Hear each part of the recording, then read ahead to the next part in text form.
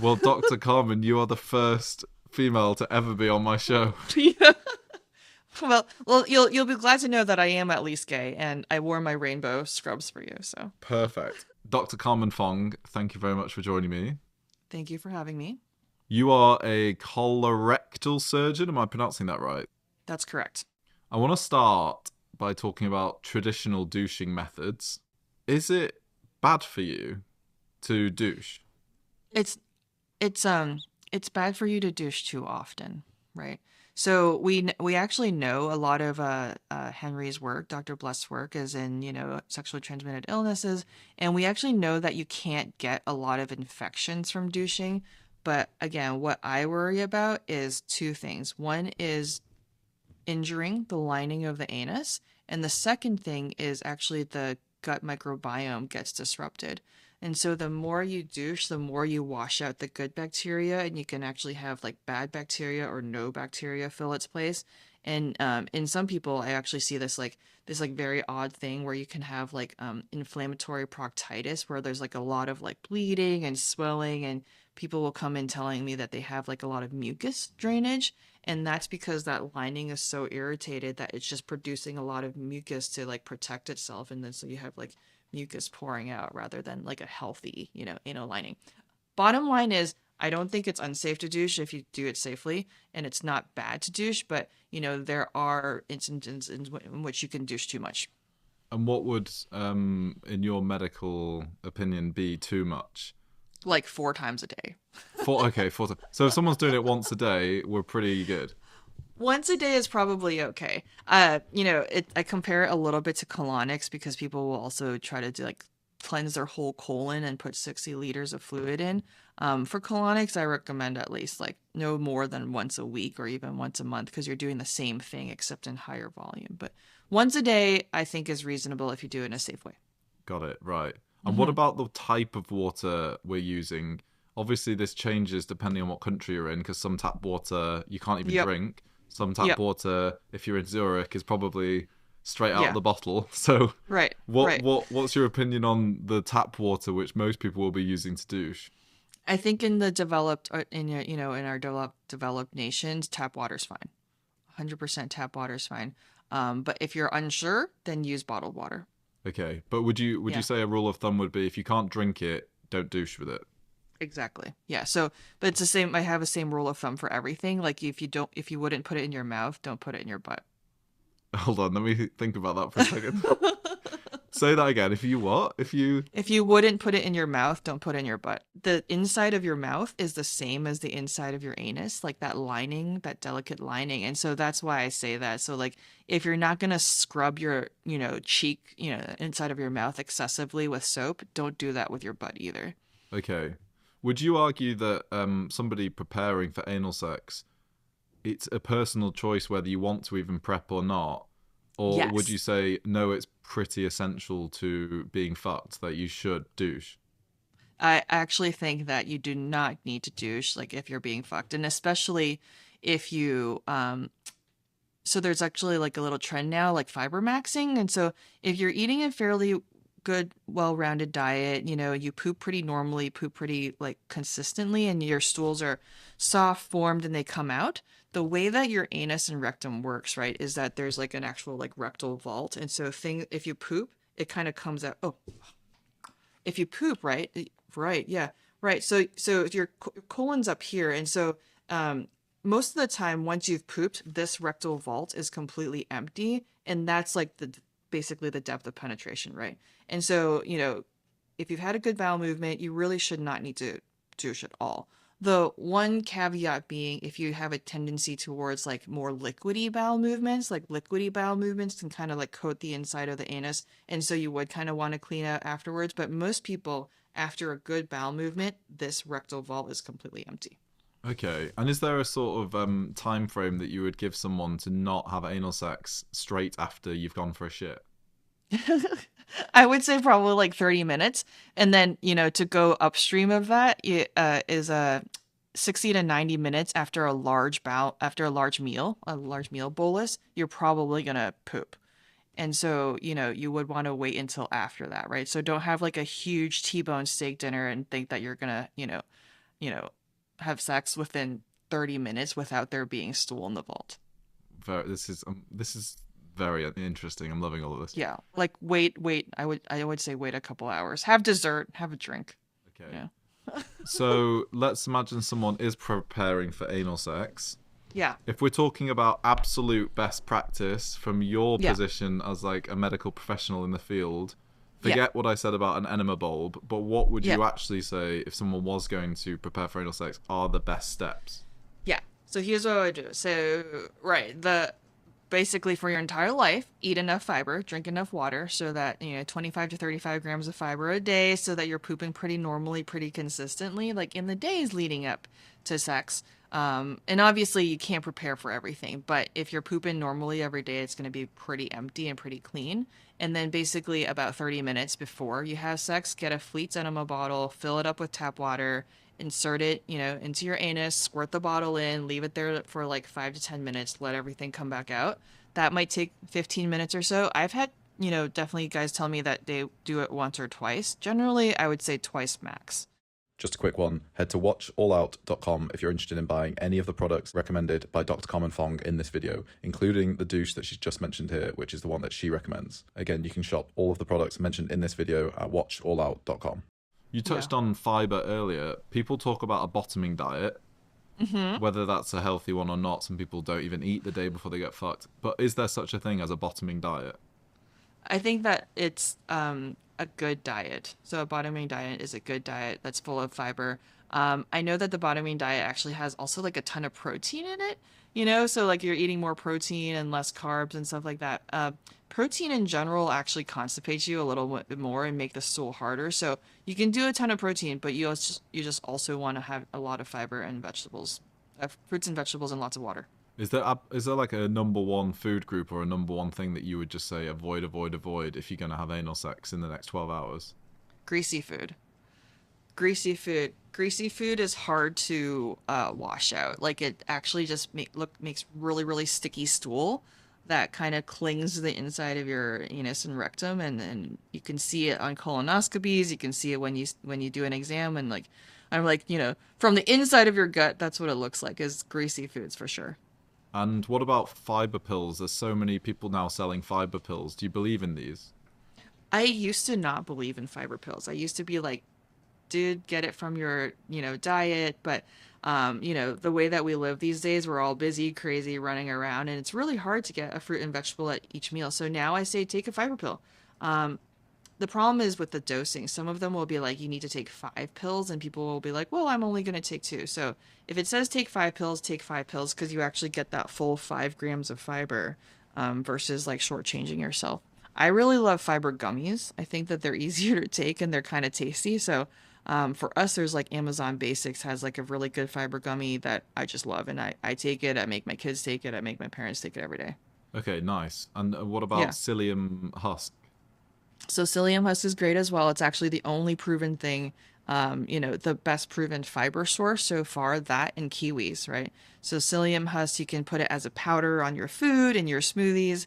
You can also take it as a capsule these days, and sometimes it's in gummies. But the easiest way I would say is just as a powder on your food. And then the other proven thing is 2 kiwi fruit a day, which is kind of awesome. Yes, 2 kiwi fruit a day, and you will poop clean. Wow. Okay. Well, if the guy at the bar's eating a kiwi, you know what he's up for. That's so good. I'm gonna turn the kiwi emoji into means you want to be fucked. Or like 2 kiwis. Yeah, 2 kiwis is I want a bottom tonight. Little bottom tonight. Yeah. That's hilarious. No, don't eat 6 kiwis though. So I've had people tell me like, if 2 is good, 6 is better. But 6 will actually cause a lot of acid in your stomach and kind of make your stomach upset. And then you can get a lot of residual of the seeds. Okay. So 2. So not 2, no more than 2.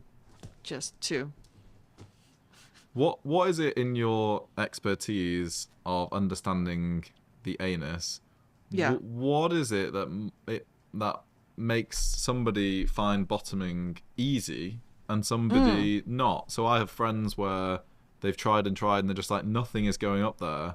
Whereas some people might say, oh, I find it easy. What do you think it is about just the way you're born that makes it easy for some and hard for others? Yeah, that's a great question. I think it's anatomy.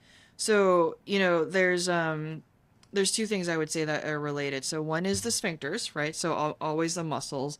And so some people are just going to have like less sensitivity, like less tight sphincters to begin with. But the other thing is that your entire pelvic floor is related, right? So in men, the front is the bladder and the posterior is the rectum here. And so this is the pelvic sling like this. When everything is tight, it's too tight. And when everything is loose, it's too loose. So people who have like difficulty urinating, sometimes or have like urgency and stuff might also tell me that they have difficulty bottoming because they have like a tight ass, literally, and nothing will get in and out. Sometimes it's the angle of the pelvis as well, like the angle of your your anus and rectum and the bones, but that's usually less so. It's usually all related to the pelvic floor. So I know people in the past have done like poppers and things like that that all kind of like systematically, right, or systemically kind of will like cause relaxation, which is, completely viable.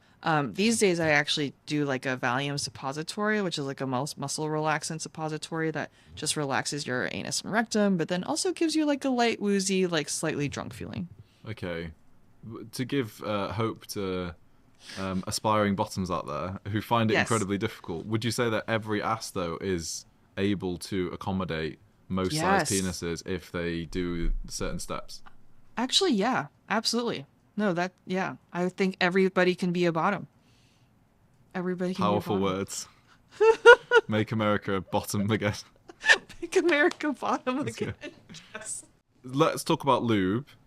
Yeah. So, best lube practices. What sort of... Yeah. There's so many different types of lubes, the main ones Yeah. being silicone and water, I imagine, Yep. water-based. Yep. What do you think are the best types of lubes for I fucking prefer someone? water-based just for like less allergic reactions and things like that, so it's easier to clean. I know that silicone is a lot slicker and smoother, and that's kind of like the stuff that we use in some office exams, but even in the office these days, I prefer water-based because of the low level of allergic reactions. I've had people tell me that they've used like, shea butter, coconut oil, basically whatever you can find. If you can do a easy water-based lube, that's the best. Okay, but what about Yeah. shower gels, or when you don't have lube and you Oh, just grab some right. baby oil or whatever? Like, what do you think about Right. common stuff people Yeah. just grab and try, and some of it might not The be good? spit in your hand. Yeah. The shower gel thing, the same thing. If you wouldn't put it in your mouth, don't put it in your ass. Right. So I would say you can, once in a while, it's okay. But if you were doing it consistently, it's gonna damage the inside of your butt a little more. Yeah. Yeah.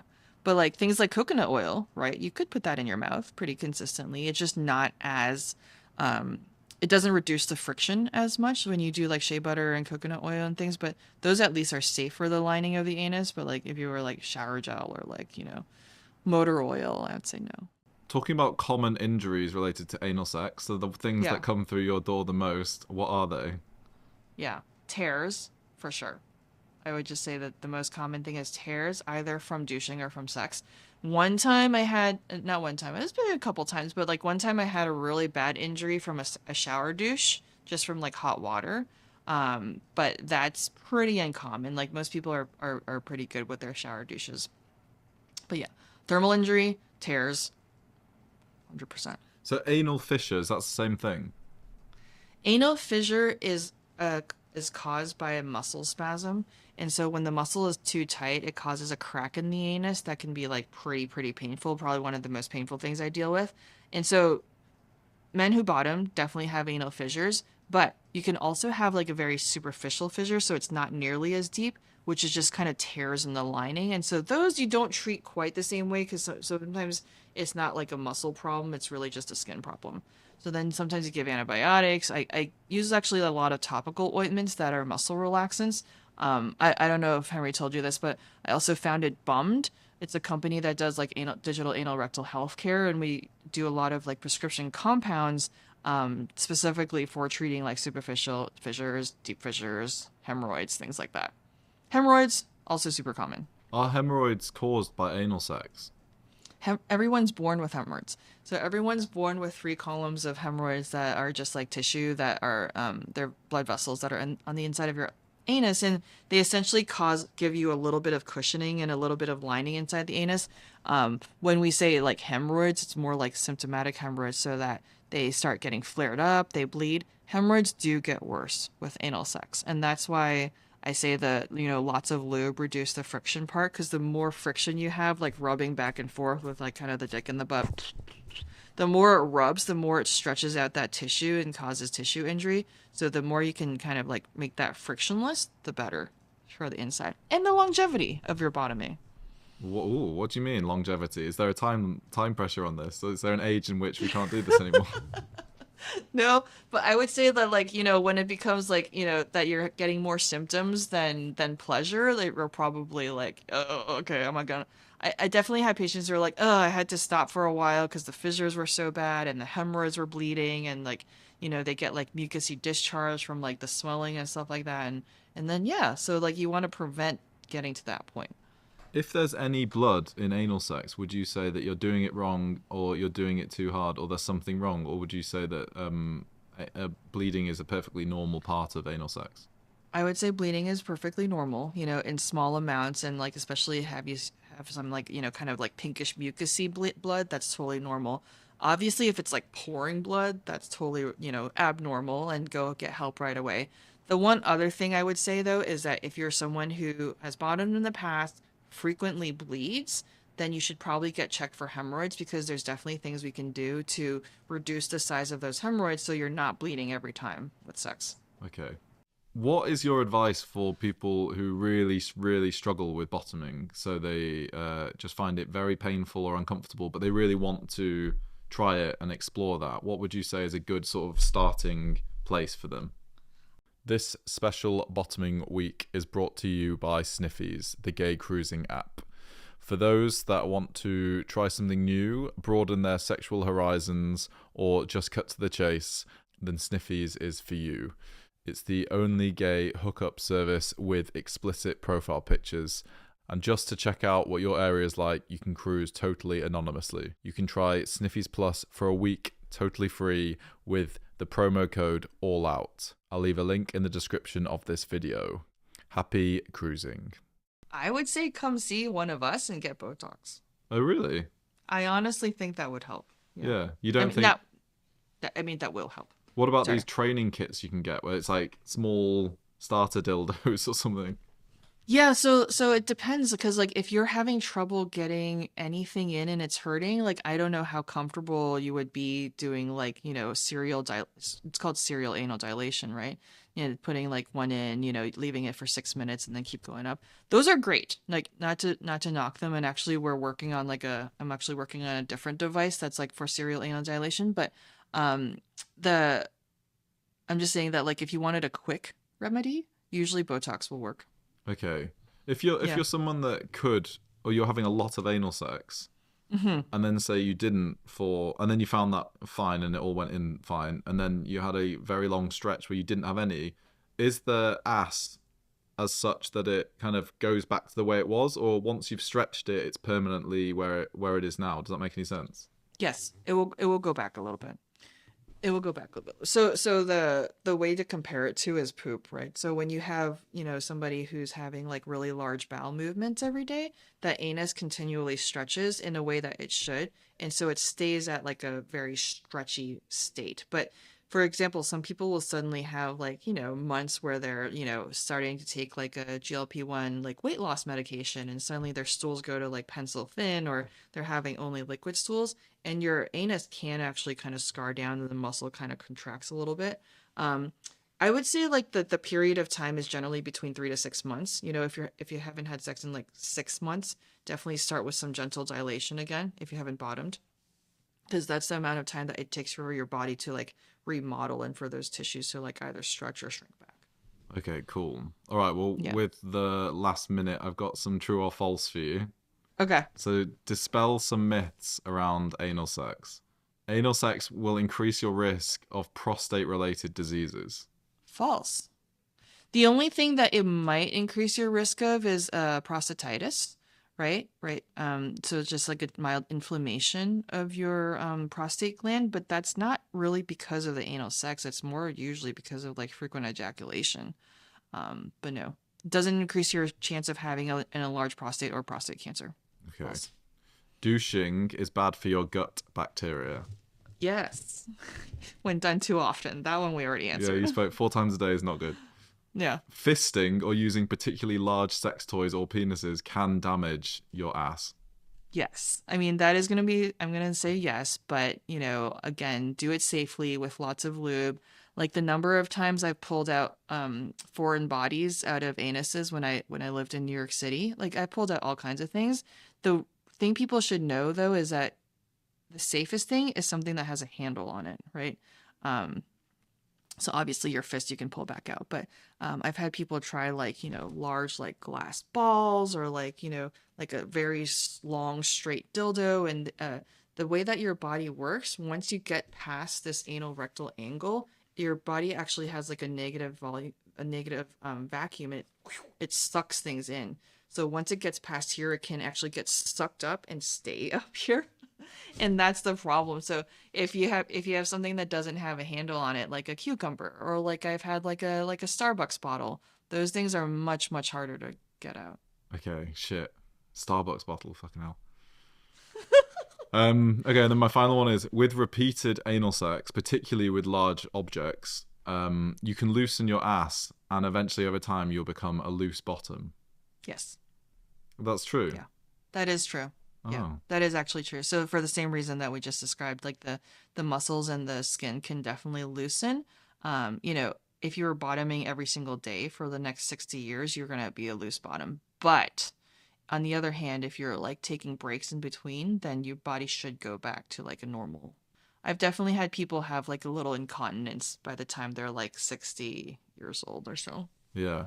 Due to heavy anal play. Yeah, like heavy anal stretching. But just so you know, and just so your listeners know, there's things that we can do to fix that. You know, like if it's too loose, we can actually like put sutures in it to tighten everything up. I can actually put like a little nerve implant in it that actually tightens the muscle up. But the best thing I do these days is actually called a Celesta injection. So, you know, we're Botoxing your ass to loosen it, right? The same stuff that you put in your wrinkles, but the same stuff that you put in as like cheek or lip filler, like hyaluronic acid, to bulk it up. I can actually bulk up the sphincter muscles to make it tighter. Wow. There is a remedy for everything. Isn't it crazy? That's very cool, though. And then finally, as part of this bottoming week, I've met the team behind the Able product, which will be coming out this year, I believe. Yeah. And you were part of the advisory of the making of that. What is your opinion on the Able product? I love it. I love it, love it, love it. Like, I think the whole point that it's sex positive. We're not saying like anal sex is bad. You know, you do you. B, it maybe will limit the amount of douching and the discomfort and like the hours of prep that people feel like they have to do before sex, right? Because literally you're just putting in this one product, stick it up there, you know, it forms a vacuum, doesn't allow anything through. And so you feel more comfortable a lot faster, right? And there's not that like anxiety before having to prep before you fuck, and which I know is like a huge part of it, right? So having to prep and be clean. But I love it. I actually think that there's going to be like a lot of applications, like a lot of other applications for it. But I think it's going to be great. Yeah, I think it was really cool. But yeah, I think it's going to be huge. You let me know what you think of it when you try it. But yeah, I think it's really going to be good. Cool. All right. Well, Dr. Carmen, thank you so much. I've absolutely loved quizzing you on anal sex. It's been brilliant. I'm sorry if I didn't swear enough. I normally swear like a sailor, but like in these situations, I got like a little shy about it. So it's good that one of us kept it professional. Okay. All right. You take care.